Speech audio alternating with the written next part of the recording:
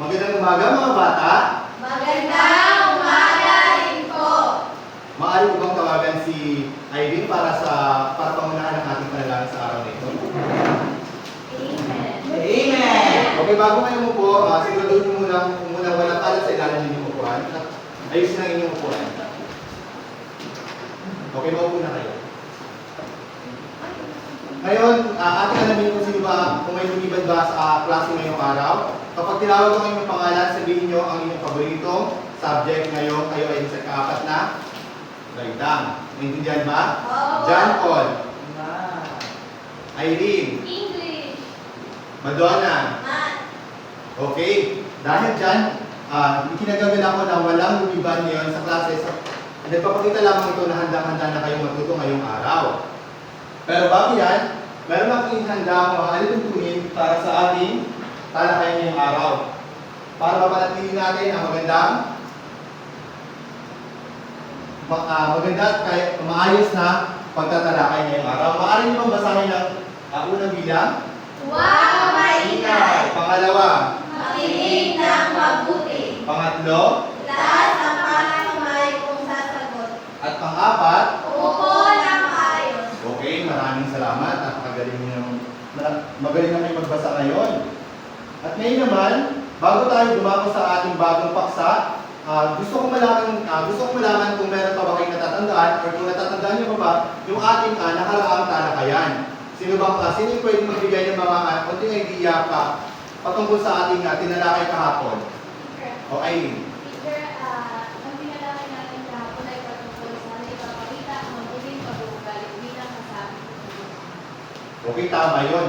Pagpapakita ng magandang ugali. Sa tingin nyo, bakit kailangan natin magpakita ng magandang ugali sa loob ng ating tahanan? Okay. Bilang kapakita ng espiritu. Okay, respeto. Maliban pa doon. May idea pa ba? Para po maging mag-alak. Okay pa. Kailangan natin ng respeto at pag-galang sa loob ng pamilya. Di ba sinasabi nga, di ba, ng mga matatanda na kailangan daw natin simulan sa bahay ang pagpapakita ng magandang ugali para madala natin to sa labas kung saan man tayo pumunta. Naiintindihan ba? Okay. Ngayon may nagda si teacher na kwento. Gusto niyo ba makinig ng isang kwento? Okay.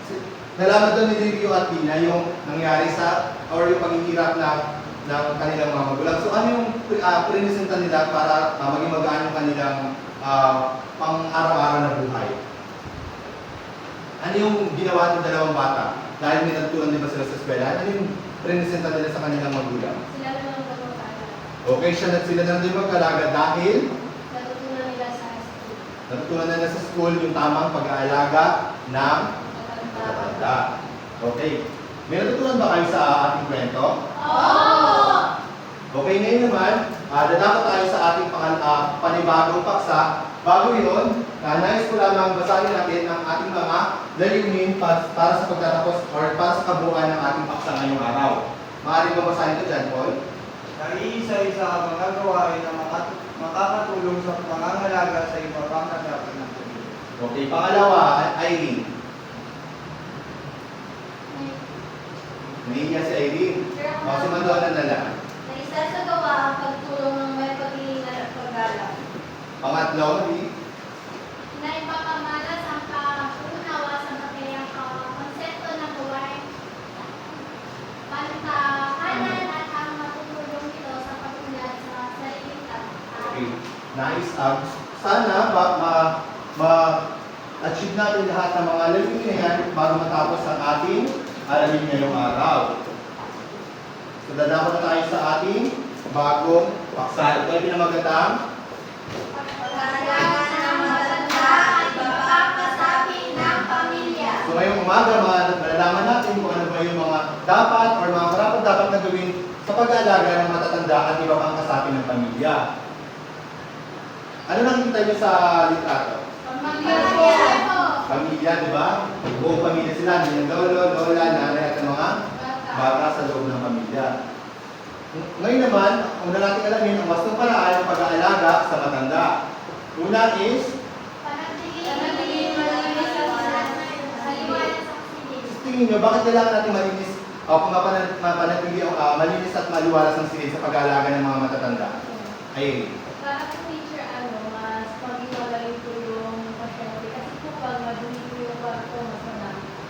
Okay, pag magulo yung kwarto, maraming bakterya, kaya parang mas natitrigger yung sakit ng matanda. Or minsan yung mga lola at lola natin, kapag nakikita nila sa paligid na madumi, mas naiirita sila, kaya parang mas nagiging malala yung kanilang karamdaman. Tama yun. Pangalawa is yung Panatiling malinis ang kagamitan tulad ng mga gamit sa pagkain, baso, pinggan, at iba pa. Hugasan agad ang mga ito pagkatapos kumain. sino dito yung naghuhugas ng mga pinggan sa kanilang bahay? Okay, magaling. Hindi ba kayo nagkipag-awal sa mga kapatid nyo? Sa paghuhugas ng mga? Ayun, kailangan natin hugasan agad yung mga ginamit na baso, pinggan at iba pa para pagtapos kain, para hindi na ito pagbahayan ng mga insekto, di ba? Okay, pangatlo ay basahin. Iabot na may pag-iingat at pag-alak ang lahat ng pangunahing pangangailangan. O di ba, sino dito yung gumagawa ng ganyan na pag binutos ng lola may pag-alang yung pagsunod? O kasi di ba kailangan dito sa atin sa bahay or sa inyong bahay, kailangan ang matatanda ay lagi natin ibigalang. Kahit di ba minsan, intindihin nyo na minsan yung mga lola nyo kasi di ba pag matanda na kayo or matanda na kasi sila para medyo naiiratan yung kanilang sarili, yung naiiratan sila sa sarili nila kasi parang nagiging mabigat na sila, pero iparamdam pa rin natin sa kanila na mahal natin sila. Kaya pag inutos nila tayo, ibigay natin sa kanila yung inutos nila na may pag-alang. Okay, next ay Kung hindi na kaya paglinis ang katawan ng matanda, punasan siya ng maliramgam na tubig araw-araw o paliguan kung hindi nakasama sa kanyang kalagayan. sino dito yung marunong na magpaligo sa kanilang mga lola at lola? Okay, di ba masyadong mahirap yun? Kasi parang, minsan kasi mas mabigat pa sila sa atin. Kaya hindi natin sila kayang dalhin doon, kaya parang kailangan hindi natin siya kaya na mag-isa lang tayo. Pero, kailangan nga dito, ang importante nga dito ay mapaliguan natin sila ng manigamgam kasi yung katawan ng mga lolo at lola natin, pag gano'n ang edad nila, halimbawa, nasa 75 years old na sila, medyo masyado na silang lamigin, kaya kailangan manigamgam na tubig ang panligo natin sa kanila. So, sumunod. Pagsusuin ang maginhawang damit pambahay. Lalo ngayon, di ba? Kailangan natin silang pagsuotin ng mga maluluwag na damit dahil para hindi na, kasi mainit ang panahon ngayon, kaya kailangan presko yung kanilang pangangatawan. Sumunod. Halinan ang pagkain sa kanyang silid kung hindi na kaya pumunta sa pagkainan. Kailangan natin silang dalhan ng pagkain iba sa kanilang kwarto kasi yung mga lolo't lola natin ay mahihina na ang mga tuhod. Kaya hindi na kaya pumunta pa doon sa kusina. Kaya ito yung gagawin dapat natin. Dalhan natin sila ng pagkain sa kanilang kwarto. Ayan, basahin. Pakinggan siya kapag nagkukwento. So bakit natin kailangan pakinggan yung mga matatanda sa mga kwento nila? Diba kasi minsan yung mga bata parang ayaw nila ng mga kwento ng mga lolo nila. So bakit ngayon kailangan natin pakinggan yung mga kwento nila? Kasi marami kang matutulog na aral. Oo, marami kang matutulog na aral. Sunod, meron pang idea? Irene. Kasi po teacher, mas marami silang alam kaysa sa amin po. Oo, kasi yung mga lolo natin, boring na yun sila sa nila, sa pang-araw-araw nila. Parang nahihirapan sila. Kaya gusto nila yung meron silang kakwentuhan para gusto nilang ma-share yung mga pinagdaanan nila sa mga nakaraan nila. Kaya parang gusto nila lagi yung mga apo nila nandiyan sa tabi nila para makwentuhan nila. Di ba? Para mapalipas oras pa nila na patanggal boring din sa araw nila. Sumunod ay ang Maaaring pa siya lang maganda paminsan-minsan kung mapapalagapang sa ibang tao. gusto nyo din sumasama sa lolo ng mga shal. O saan kayo pupunta? Sa mall. Sa mall, sa park.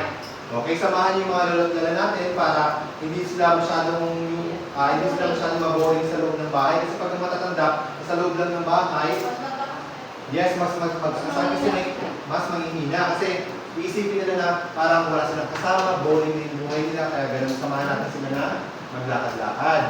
Sumunod.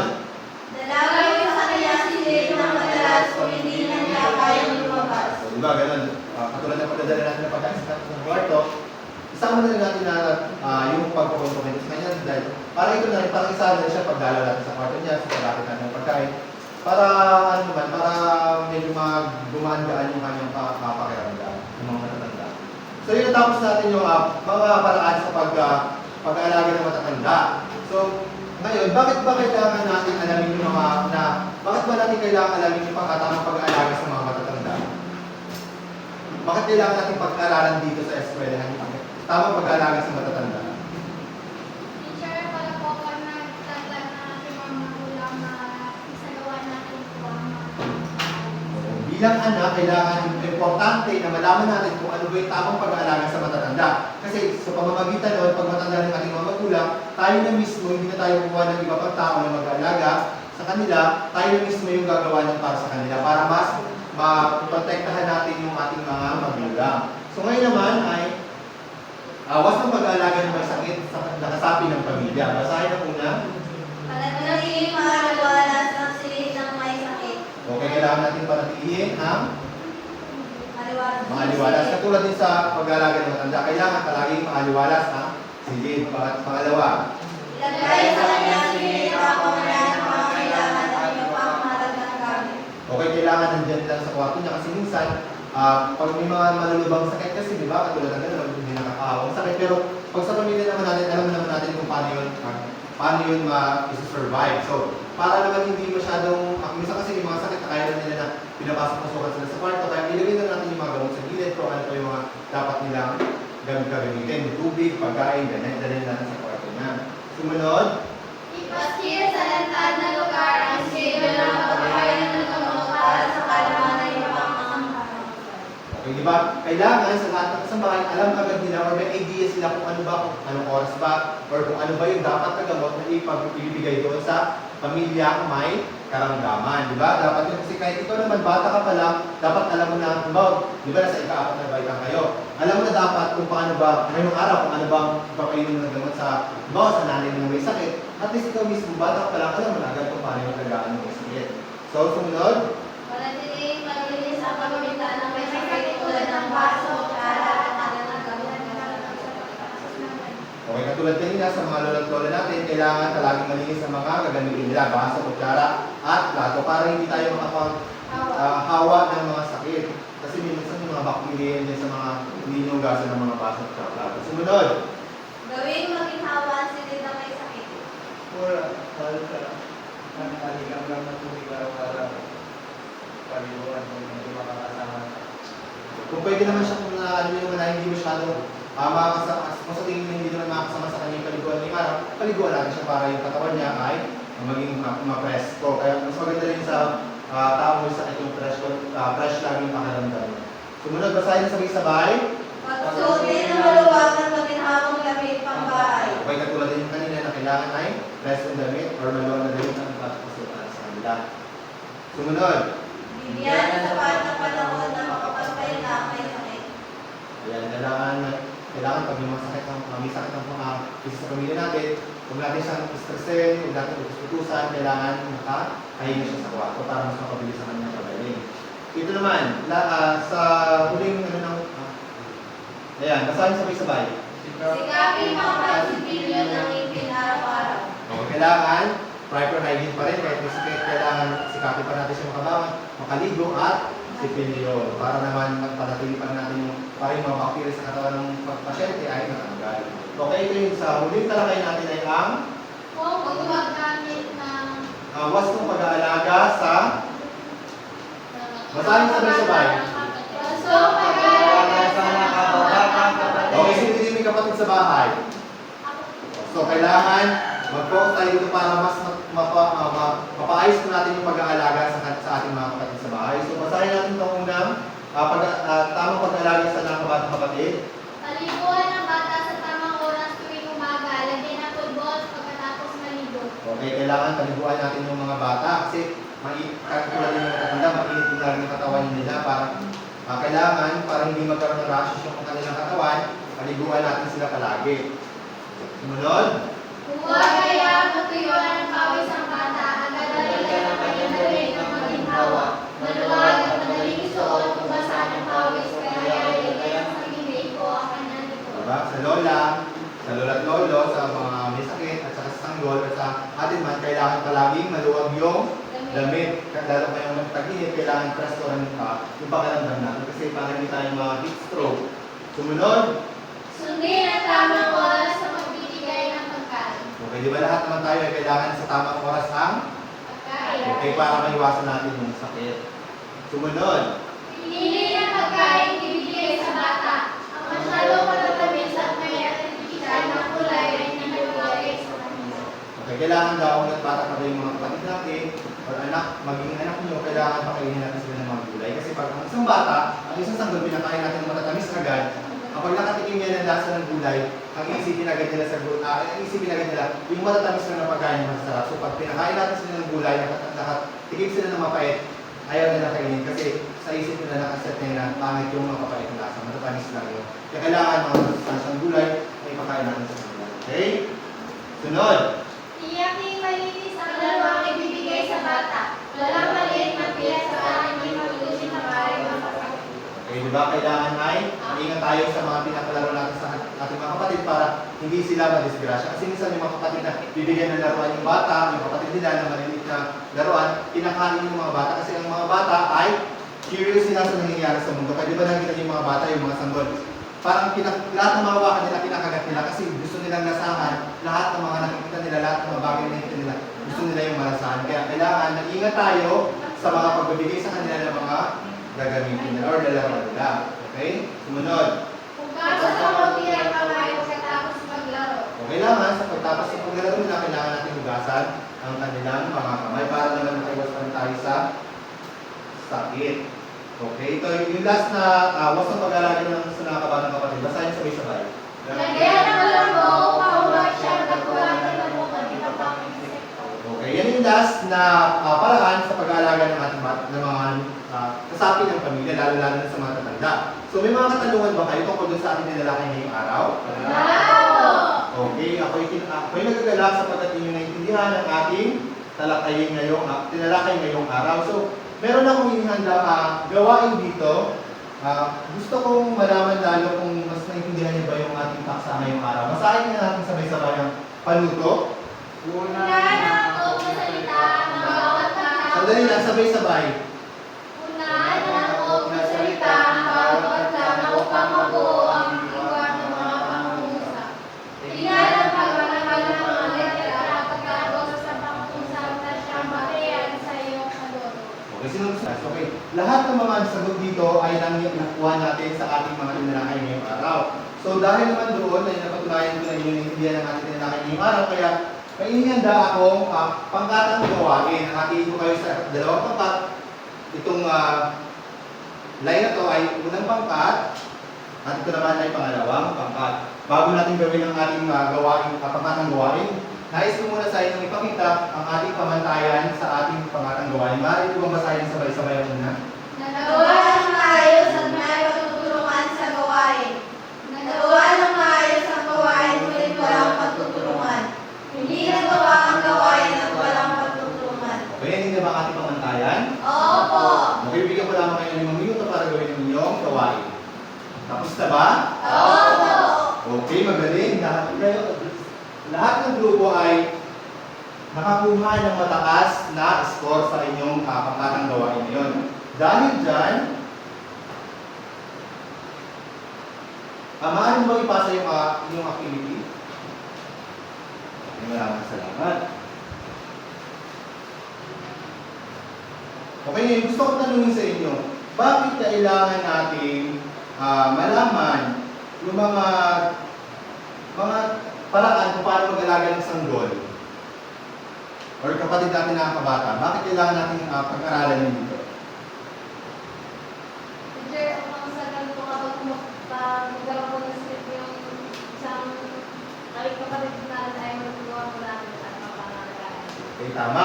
Bakit naman natin kailangan malaman yung pag-aalaga sa matatanda? Sa mga nakatanda sa ating pamilya, bakit kailangan natin pag-aralan yun? O wala to? Para din po kapag nagkasakit po yung di ba kayo po yung mga magulang ko talaga yung matanda na po is tayo pa na po is makakatulong po tayo upang mapangalagaan po sila. Okay, tama yun. Sumunod, bakit naman natin kailangan malaman kung paano mag-alaga ng may sakit? Angel? Para po pag may sakit sa ating pamilya, maalagaan po natin sila. Okay. Laging tatandaan yung ating tinalakay ngayong araw sapagkat ito ay magagamit nyo sa pang-araw-araw nyo or sa mga susunod na kapag may emergency sa bahay nyo na walang pwedeng mag-alaga, at least kayo mismo sa inyong sarili, alam nyo na agad kung paano ba mag-alaga ng matatanda, may sakit, at nakababatang kapatid. So meron akong inihanda dito isang quiz para malaman natin kung hindi pa bang kung lubusan nyo bang naalala or natatandaan ang ating tinalakay ngayong araw. Kumuha ng kalahating papel at ballpen. Meron na ba? Opo. Okay, ito yung naging sasagutan. Tapos po po. Sino nakakuha ng 5? Okay, very good. Dahil lahat kayo nakakuha ng perfect na score.